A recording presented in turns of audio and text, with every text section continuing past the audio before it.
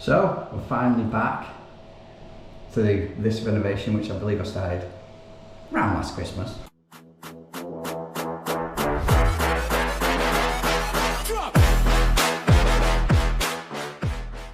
The bathroom has finally been tiled.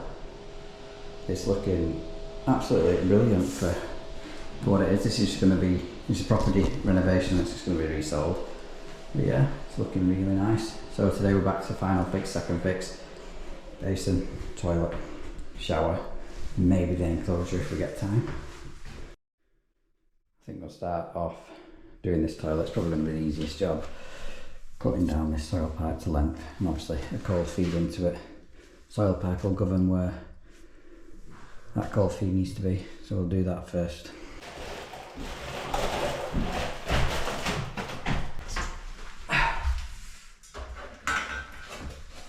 Are you sure you're right? Yeah. Golf in it. Yeah, we'll manage. We'll manage, get that out there. Or if we can forget about that. Taps are already loosely fixed on there, so nip off and stuff. I thought I'd put the waste in that in. I'm sure I put the waste. Just leave it off in case it gets.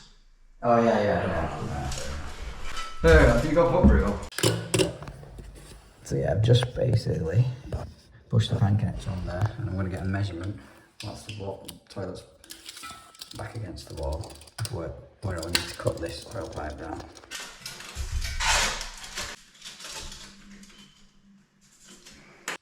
It's about 180 millimetres, which Christ. It's quite a dead way in that, isn't it?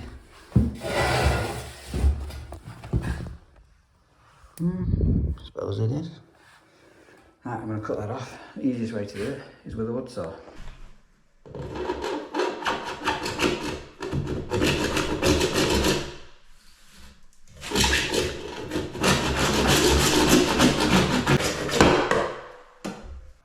Right, that's that cut down now. I always find it easier to have the pan connector pushed into the soil and slide the toilet into that rather than the opposite way around. So get this lubed up with a bit of silicone grease or silicone spray and push that toilet back in. Drop the cistern on and we can work out where the cold feed is. And also mark up for the fixing bolts, which they've kindly sent on this one. They don't normally do. I think a short flexi on that with an isolation valve straight into an elbow will do it, providing it's going to be long enough so you can actually see the solid isolation valve.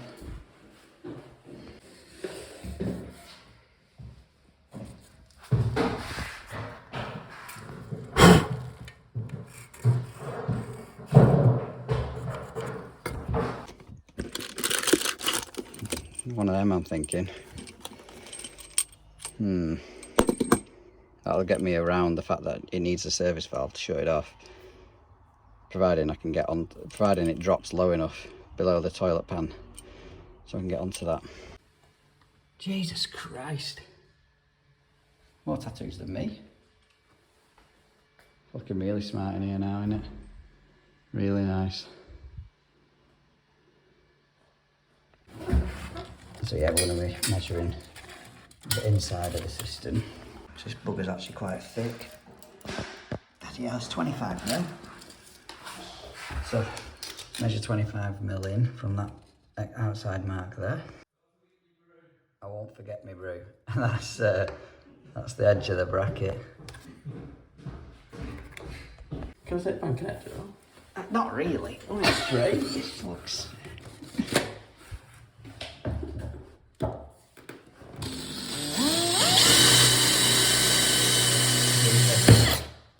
Well, that was a good start. Make sure you cool it down. Have you got enough water?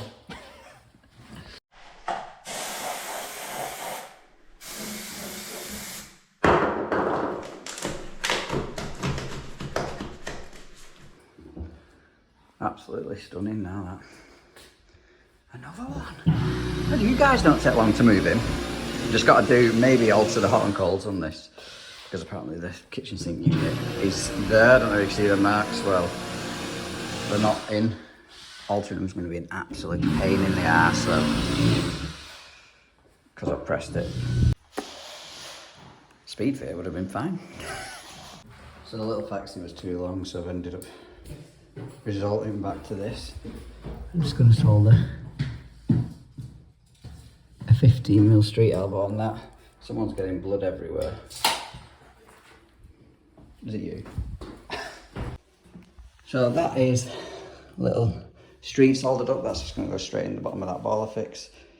Just need to drill these 2 holes before putting the system back on and fix it all down, and that'll be the toilet complete. But whilst I wait for my holes to be drilled, because I'm not drilling them, I've just put a pencil mark of where I want the isolation valves to finish for these flexes to go on. And I'm going to put in now the waste, obviously silicone it in, put the trap on the bottom, and I can work out exactly where the height of my waste wants to be, and then we'll pull this unit out. I can first fix my pipes where they need to be, drop the unit in. Should be just a matter of connecting them up. Nice and easy. I have drilled the holes and plugs ready for screwing the unit back. Obviously just need to make sure it's level. We have had to lift this off the ground slightly because it finished just below the grout line and looked horrendous.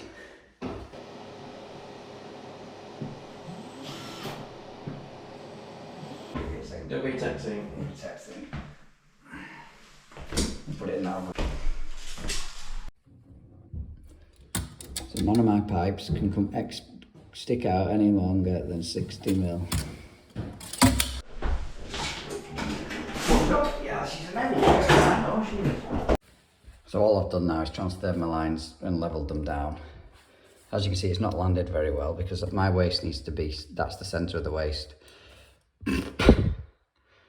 Because I need to kick it over. Because we've got an AAV on this trap, because it's connected to the bath waste. I don't want, when you empty the bath, it pull the water out of here. It's like a back siphonage kind of thing. It won't go straight back on the basin. I'll show you in a bit as to why. So it needs to come off the basin like that, which is going to land here. So I'll elbow on the hop first into an isolation valve, and then I'll worry about what I'm going to do with this. Maybe in my head I'm thinking elbow straight up or elbow 45 up. All depends on what I've got. And the camera's not focusing. Fantastic. So I've got both a street and a 45. It's what's going to land best. A street 45 would have been best. Well, I do actually have a street 45. Absolutely perfect. Oh.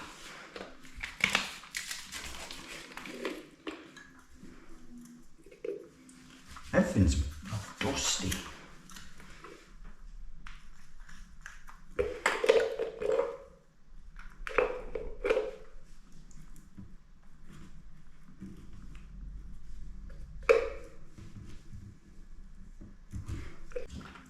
Just check that that's not going to stick out more than 60mm, which it doesn't.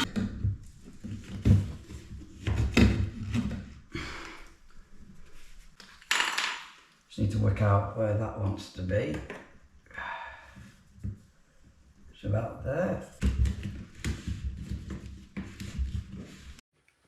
Wonderful. So them three really just want some clips on because they're on speed fit, if you remember right. Oh no, they're not. They're on copper, but they're on speed fit elbows behind this box. So yeah, just want a few clips on them before putting this unit back in. So before doing that, I'm going to mark them up. My cousin can drill them, fix them in. I'll move back onto the toilet. Got our fixing holes now for the cistern. And I'm hoping it'll just drop straight onto that street elbow.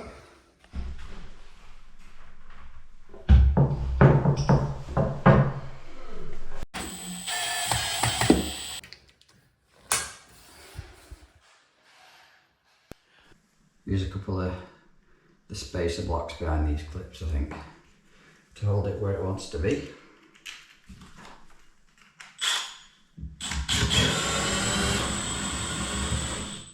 Trap me bloody plaster.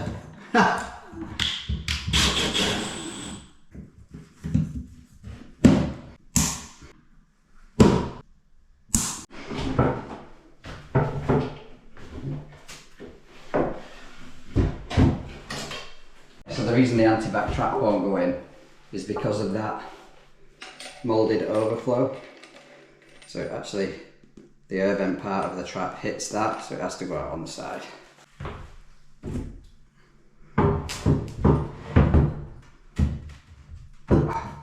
That's just going to be silicone down here, here and here, just a few thin beads, because one, it's rocking, and two, just hold it in position. Double check it's level, just put some beads on there. Bosh!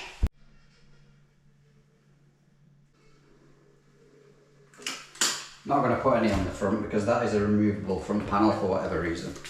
Just make sure you've got equal gap each side overhang, and don't move that basin too much whilst the silicone's setting. But we'll get it connected up under here now. Obviously hot and cold are going to go straight onto them valves. Elbow straight into that. You see there it catching the side. That's why I couldn't have it pointing straight back. So with the basin done now, I'm going to move on to fitting the shower mixer valve and rail. Just place these on here, check the pipes are 150 centres and the bang on level, which they are. So our holes are drilled. It is grouted round the pipe, so no water could get in, but I am going to silicone it anyway. So I just need to measure now where I need to cut off the pipes. But I can't find the rest of the bits. No. So as per the instructions on this, they want cutting off 30mm from the finished surface. Gosh.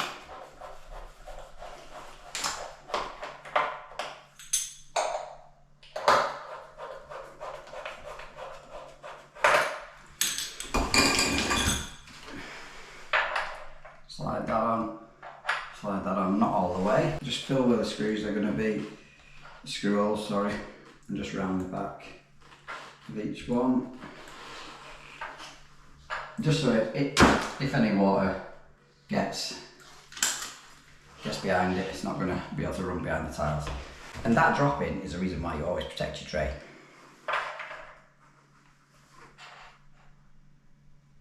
Screw them in now. A bit of paste. Just around the outside. Your olive. Wash. And then these can only go on one way is not tapered. You want the tapered side against the olive, obviously.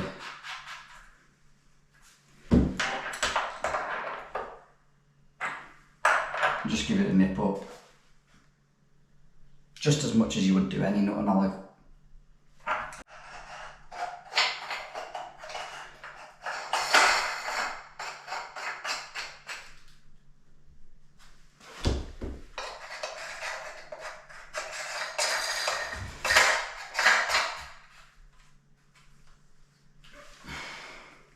Then you're ready for your bar on. Obviously this has got hot and cold on the back, hot on the left, cold on the right. Make sure you got your two washers in. And with a bit of luck this will go straight home.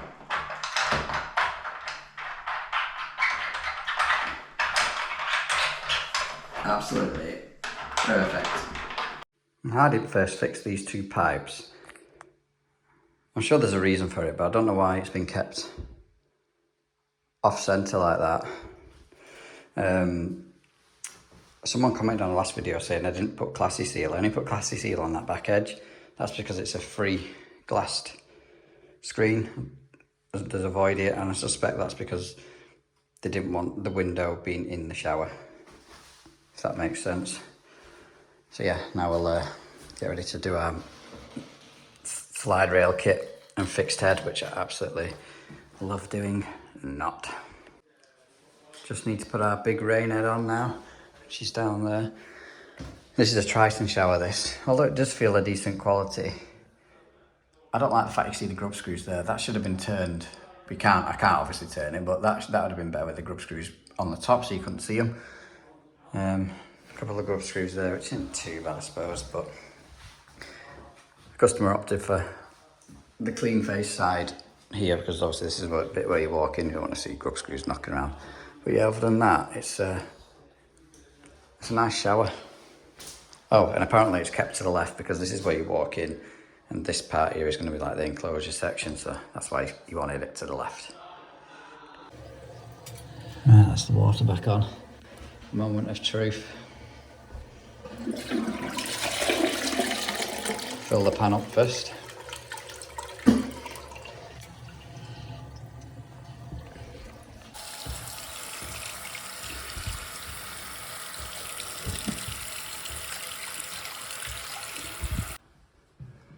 Yeah, just some little bits to do now, like obviously toilet seat, doors and shelf in there, and then a shower screen. I'm not actually sure if I'll be back doing a shower screen or whether he'll do it himself. If I am, I'll film it. If I'm not, I'm not, and this will be the end of the episode. Let me know what you think, because it's only a doer-upper to sell, so I think he's done a really nice job with the funds I know he's put into this. Thanks for watching, guys. Hope you enjoyed this episode. Don't forget to give it a thumbs up. Consider subscribing if you haven't done already. And I'll catch you on the next one.